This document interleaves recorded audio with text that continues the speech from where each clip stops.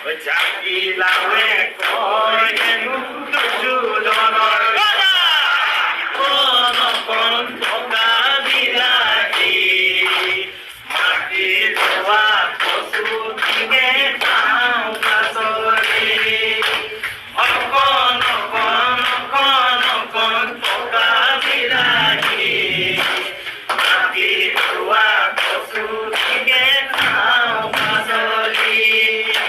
ৰঙালাৱে কয় হেনো পাচলি মই ৰজা জাতিলাৱে কয় হেনো দুৰ্যোধনৰ কথা কণ টকা বিলাহী মাটিৰ ৰোৱা কচু দিনে খাওঁ পাচলি